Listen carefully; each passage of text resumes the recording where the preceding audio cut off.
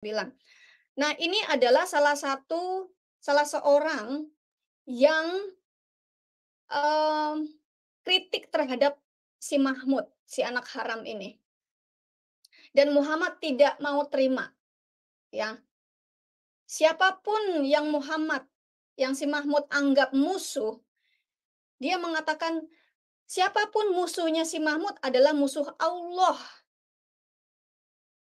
Teman-teman Islam, teman-teman muslim, kalian nggak sadari kalau selama ini teman-teman muslim itu menyembah Mahmud. Mahmud memiliki 2 kepribadian. Kepribadian yang pertama, Mahmud sebagai Allah, dan kepribadian yang kedua, Mahmud sebagai Rasulullah Shallallahu Alaihi Wasallam.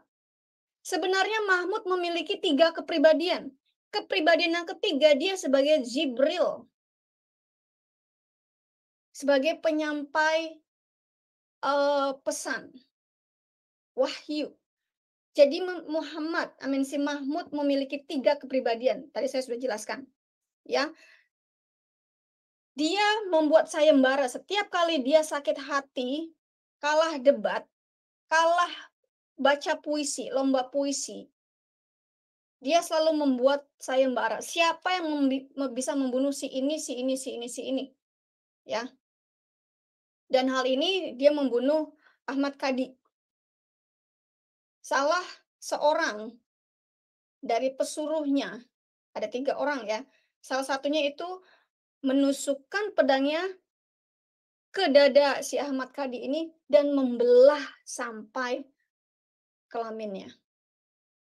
Nah, tadi saya sudah sampaikan, karena maaf suaranya tadi nggak ada ya, bahwa ini ada di Ibnu Ishaq, ada At-Tabari, Ibnu Katsir. Data-data ini, buku-buku ini Anda bisa dapatkan secara gratis di wafmgroup.online. Masuk ke halaman kontak, kalian bisa dapatkan di Telegram. Anda bisa unduh. Namanya unduh ya kalau Indonesia tuh. Unduh. Iya, unduh atau download ya. Unduh Download, ya. Iya. download Telegram. Gratis ya Pak ya, nggak bayar ya. Gratis. Tapi Tapi Pak, bagi yang mau berdonasi juga silahkan ya untuk bagi yang mendukung pelayanan kita ya. tapi Pak, saya dengar ada orang yang dia unduh gratis dari WAFM lalu menjualnya dengan harga 10.000 per PDF, Pak. Waduh, ya ini yang menyimpang ya. Ini sudah mulai penyimpangan ya. Motif dalam penginjilan berapologet itu sudah keluar ya. Orang-orang seperti ini yang memanfaatkan keadaan ini tidak layak disebut apologet kalau ini dari pihak Kristen ya. Kalau dari pihak yang lain ya silahkan monggo ya. Ya, teman-teman di WAFM juga memang kami tidak menampilkan rekening untuk donasi. Bukan berarti kami tidak menerima. Ya, teman-teman bisa menghubungi admin WAFM. Bagaimana caranya bisa berpartisipasi, karena buku-buku yang kami upload di library bukan buku-buku gratisan. Kami beli, kami jadikan PDF, dan kami berikan secara cuma-cuma. Dan banyak dari buku-buku ini adalah buku-buku mahal yang masih dijual di tempat-tempat lain dan harganya masih lumayan mahal. Ya, bahkan ada yang harganya 1 PDF itu Rp250.000. Bayangkan kalau, ada 100 buku yang seperti ini, ya. Oke, kita lanjut ya. Tapi sedikit tambahan dulu ya. Barang siapa yang melawan Muhammad dan melawan Allah ya. Jadi Mahmud ini dikuatkan juga ya pernyataannya bahwa orang-orang pada saat itu mereka itu menyembah Mahmud ini sudah biasa. Kalau kita membaca ya di dalam Sirah Nabawiyah ya dari penerbitan yang ada di Indonesia, Syekh Rahman Mubarakpuri, nanti bisa cek di halaman 575. Di subjudul kecilnya sikap Abu Bakar ketika melayat ya kematian si Mahmud ini ya. Dikatakan seperti ini. Boleh ya Bu saya bacakan ya? Ya, boleh. Kalau mau Ya. di-share juga boleh, Pak. Oh, kalau di-share ini saya pakai device yang lain masalahnya Bu ya. Oh iya ya, Gini aja silakan ya. Pak bacakan. Ini di halaman 575 ya dari Syekhur Rahman Buarfuri ya. Sirah Nabawiyahnya ya. Dari tempat tinggalnya di dataran Madinah, Abu Bakar memacu kuda lalu turun dan masuk masjid tanpa berbicara dengan siapapun. Ia masuk dan menemui Aisyah lalu mendekat jasad Rasulullah yang diselubungi kain berwarna hitam. Ia menyibak kain itu lalu menutupnya kembali ya. Demi ayah dan ibuku sebagai tebusanmu, Allah tidak akan menghimpun dua kematian pada diri engkau. Ya, dikatakan Allah tidak akan menghimpun dua kematian pada diri engkau. Kalau memang kematian sudah ditetapkan atas engkau, berarti memang engkau sudah meninggal dunia. Kemudian Abu Bakar keluar rumah yang saat itu sedang berbicara di hadapan orang-orang. Dia berkata, duduklah wahai Umar. Umar tidak mau duduk. Orang-orang beralih ke Abu Bakar dan meninggalkan Umar. Abu Bakar berkata, barang siapa di antara kalian ada yang menyembah Muhammad, maka sesungguhnya Muhammad telah meninggal dunia. Ya, itu ada pernyataannya di halaman 575 dari Sirah Nabawiyah. Ya, bisa diunduh juga di WAFM Group ya, silahkan. Ada datanya. Ya, lanjut Bu. Ya, jadi kita nggak asal membawakan materi tapi pakai data ya Pak ya. Kita lanjut ya. So heavily that it reached his genitals, and the enemy of God fell.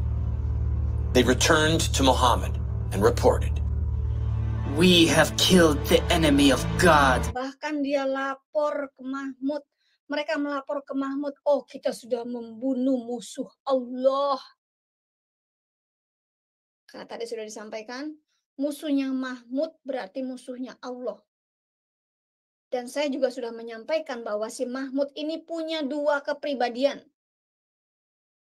Mahmud satu sebagai Allah, Mahmud dua sebagai Mahmud Rasulullah Sallallahu Alaihi Wasallam. a woman named Asma, the daughter of Marwan, wrote verses against Muhammad. Do you expect good from... Si Marwa ini menulis sebuah kitab. Ya, sebuah kitab.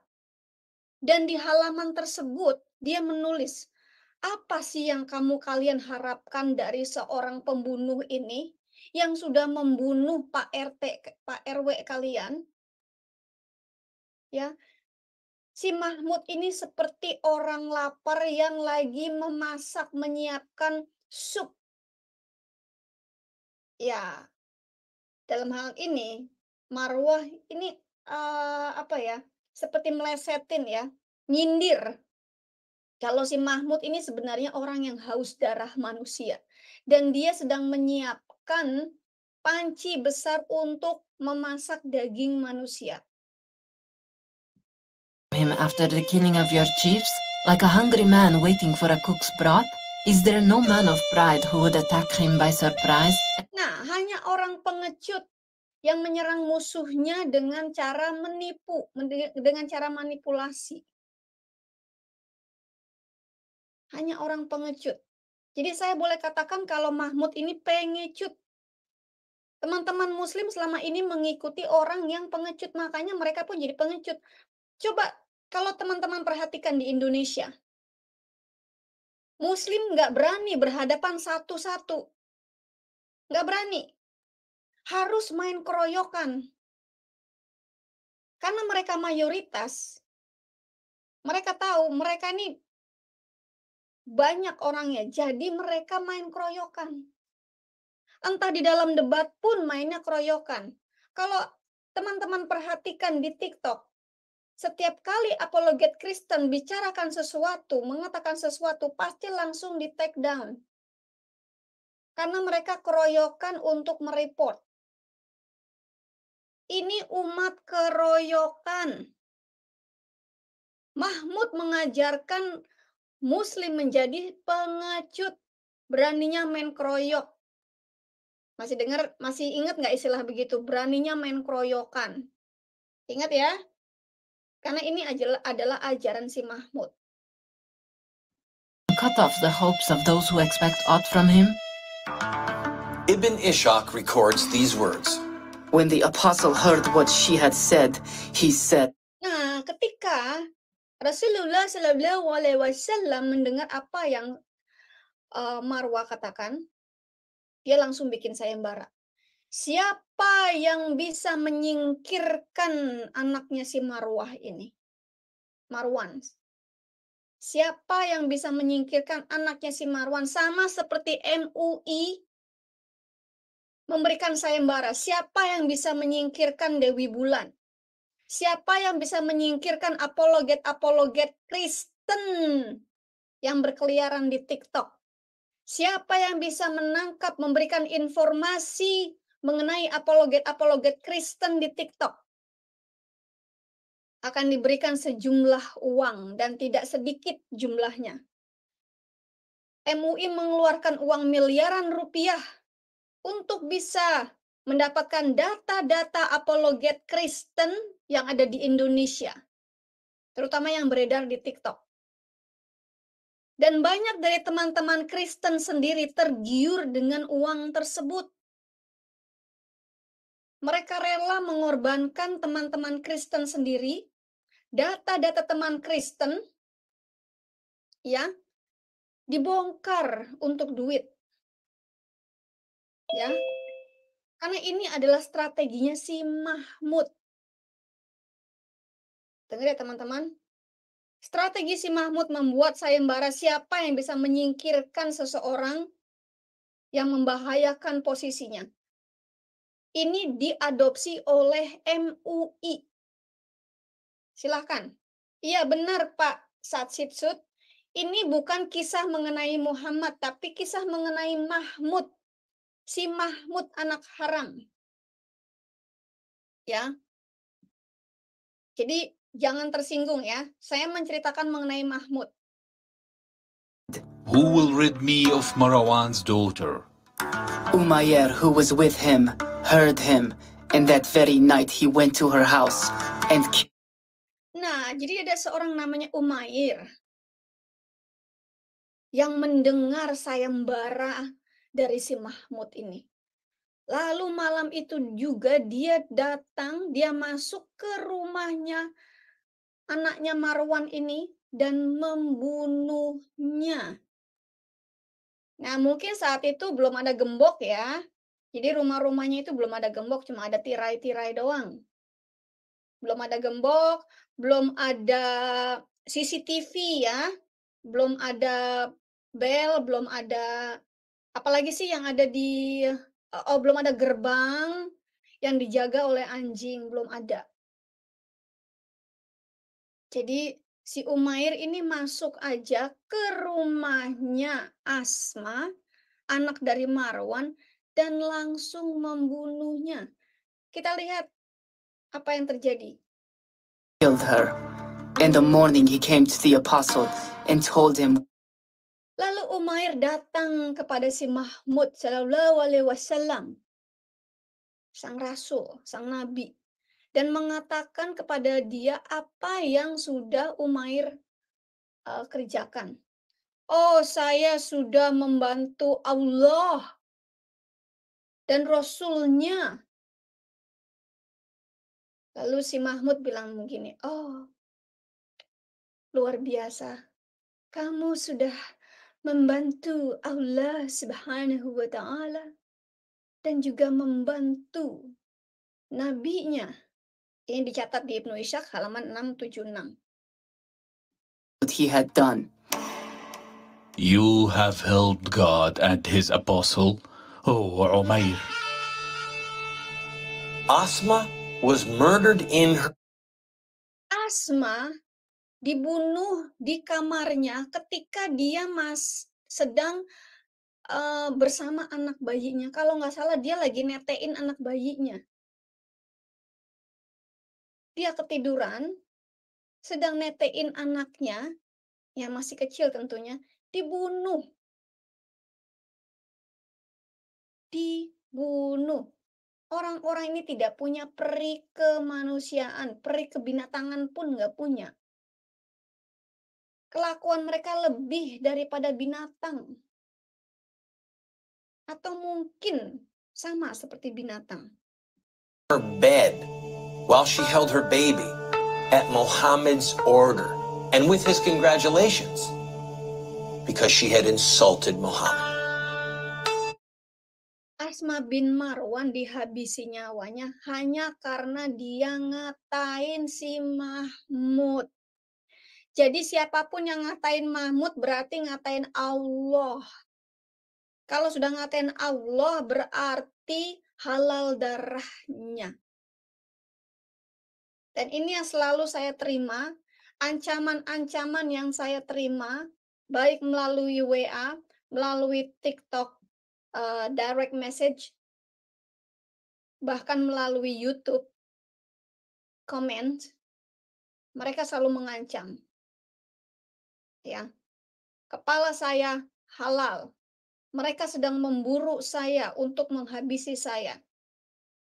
Dan semua itu saya screenshot dan saya kumpulkan sebagai bukti kekerasan dari umatnya si Mahmud.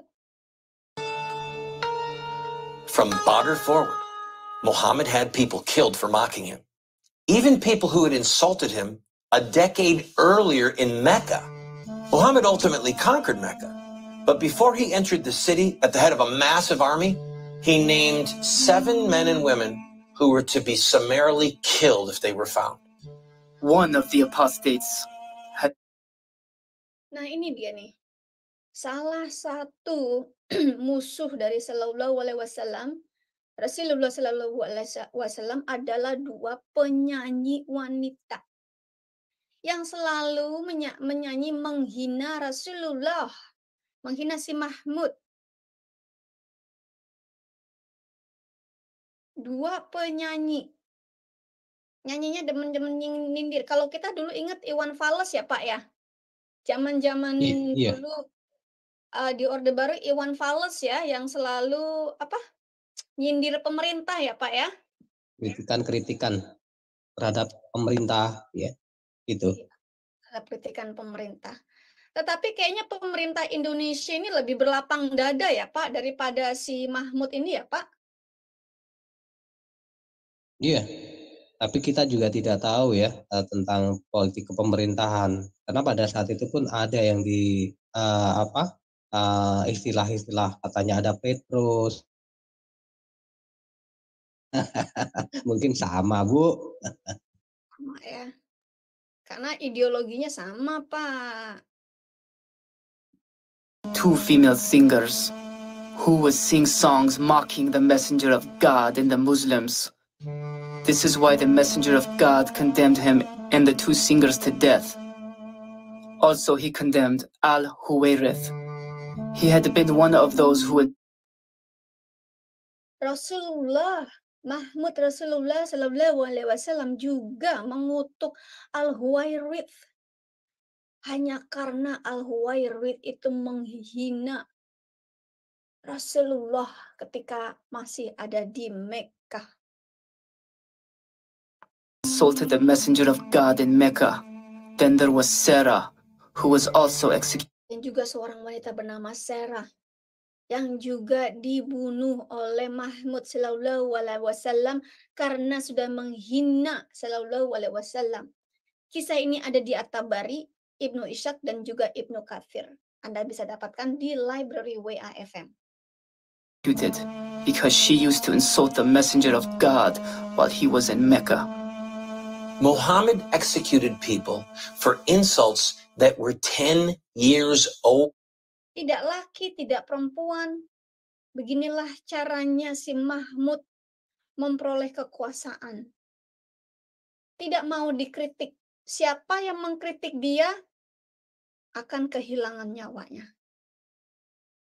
Nah, kita bisa lihat sendiri ya. Ada beberapa wanita yang diperkosa dulu baru dibantai. The new message of Islam was clear. There is no God but Allah, Muhammad is his messenger, and do not criticize or mock. Jadi pesan dari agama yang dibawa si Mahmud itu jelas. Tidak ada Tuhan lain selain Allah, dan tidak ada Rasulullah, Mahmud Rasulullah sebagai utusannya Allah. Dan siapapun yang mengkritik Islam, yang mengkritik si Mahmud dan mengkritik Allah harus dihabisi. Tidak boleh ada yang kritik, tidak boleh ada yang bertanya, dan tidak ada yang boleh menanyakan legitimasi dari si Mahmud ini. Muhammad, because you will be killed.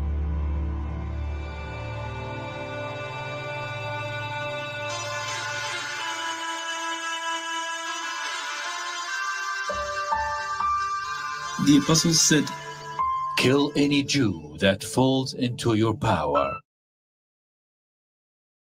Teman-teman, ini ada di Ibnu Ishaq dan Al-Tabari. Si Mahmud Shallallahu Alaihi Wasallam memerintahkan bunuh Yahudi manapun, ya, yang kamu kuasai. Jadi di mana dia menguasai umat Yahudi, dia harus bunuh. Ini agama macam apa kalau bukan agama dari setan, agama dari iblis? Karena si Rasulullah Shallallahu Alaihi Wasallam ini adalah utusan iblis, utusan setan. Saya nggak usah berpanjang-panjang. Kita akan lanjut minggu depan di sini, dari sini. Ya, ini perintahnya Rasulullah Shallallahu Alaihi Wasallam sendiri untuk membunuh. Dan itu ada di surat Al-Maidah 29 ya Pak, kalau nggak salah. Yang memerintahkan semua orang-orang yang tidak percaya kepada Muhammad harus dibunuh. Semua orang kafir, bunuhlah. Kalau di Quran kalau itu diperhalus menjadi perangilah. Itu ada di dalam surah At-Taubah ayatnya yang ke-29. Oh, At-Taubah ayat 29, maaf. Ya. Jadi pemerintah membunuh itu datang langsung dari Allah. Dan saya sudah sampaikan. Muhammad memiliki 3 kepribadian. Kepribadian pertama sebagai Allah, kepribadian kedua sebagai Rasulullah, ketiga sebagai Jibril. Boleh dikatakan si Mahmud ini bipolar, mengidap kelainan jiwa yang namanya bipolar, dan kelainan jiwa lainnya yang akan saya bongkar. Juga sumbernya dari sebuah buku. Itu aja teman-teman ya. Ada yang mau disampaikan Pak Mot? Iya, karena ini menguak ya, membongkar sejarah-sejarah kehidupan sosok Mahmud yang ini tidak pernah diajarkan di kalangan umat muslim biasa awam ya, yang ngertinya hanya belajar alif ba'tanya ya. Mereka nggak ngerti apa-apa, mereka hanya bisa baca, nggak ngerti maksudnya apa, ya, terjemahannya juga nggak pernah mereka baca. Terlebih lagi tafsiran, ya, terlebih lagi data-data dari asbabun nuzul, ya. Kalau di sini yang disampaikan si Debulan luar biasa, ya. Ini betul-betul menggunakan data dokumen dari pihak Muslim sendiri, ya, dari At-Tabari, dari Al-Qurtubi, ya, semuanya. Dari Ibnu Ishaq, semuanya dari kalangan Muslim sendiri, dan itu ada sebenarnya, kitab itu ada tapi jarang diajar. Ada juga dari Jalalain ya, kadang Jalalain itu sebenarnya sudah menjadi kitab pokok ya yang diajarkan di dalam pondok pesantren, tapi kadang ada hal-hal tertentu yang tidak dibacakan, tidak diajarkan, karena ada yang katanya entah ini bertentangan ini dengan itu, yang ini doib, yang ini ma'udu, ya. Tapi kenapa ada ditulis di dalam kitab itu? Nah, kalau ada asap berarti ada apinya. Logikanya kan seperti itu. Nah, kan? Nah, berarti kita harus berterima kasih untuk Sister Bulan khususnya ya, karena membongkar sejarah-sejarah kelam seperti ini yang tidak bisa didapatkan di pesantren-pesantrennya ya, itu aja. Saya mau share sebuah video ke teman-teman ya. Sebuah video, coba saya cek ini dulu ya. Sebuah video ini ada di sebuah pesantren. Nah, video ini mengajarkan bagaimana caranya berwudu yang benar, ya. Jadi, sebentar, ya. Nah, ini diajarkan di pesantren. Coba saya akan coba untuk slow motion ya. Kira-kira bisa apa enggak, slow motion. Oke, di sini nggak ada option. Coba Windows, ini di sini. Enggak, tapi bentar deh, bukan begini deh caranya, bentar ya. Saya buka dulu filenya. Saya buka dulu filenya.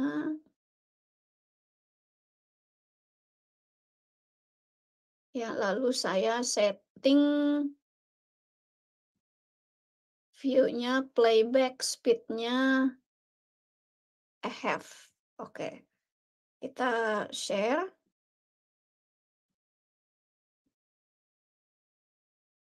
Oke. Nah, teman-teman sudah lihat ya?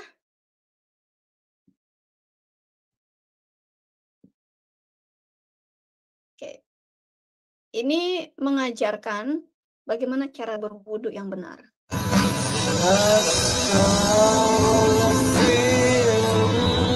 Tuh, ini gimana caranya supaya suaranya nggak bunyi? Nah, ini dia, kegedean. Ya, teman ya. Si bapak ini sedang mengajarkan bagaimana caranya berwudu yang benar. Nah, mungkin ini juga yang diajarkan oleh yang Mahmud ajarkan kepada Aisyah, bagaimana cara berwudu yang benar. Waktu Aisyah masih kecil sebelum dipinang ya, mungkin Mahmud juga mengajarkan bagaimana berwudu yang benar. Begini caranya. Nah, begini, dipegang dari belakang, dipeluk dari belakang, ya dibisikin begini, Dek, caranya wudu yang benar, Dek. Ya. Nah, begitu. Jangan lupa ya, juga yang di bagian bawahnya itu harus mendekati bokong dari orang yang diajarkan. Nah, begitu kira-kira.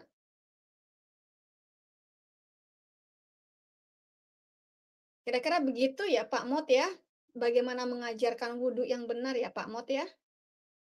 Ya, memang harus seperti itu Bu ya, harus secara detail. Dan lagi itu ada yang kurang. Sebenarnya dalam berwudu itu, ya setahu saya sih ada wudu itu yang langsung membasuh alat kelaminnya itu ya.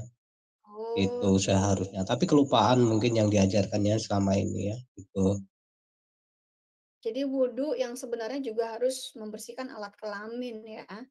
Betul. Nah, mungkin si Bapak ini mencoba membersihkan alat kelamin si gadis ini, Pak, makanya dipegangin tuh bawahnya.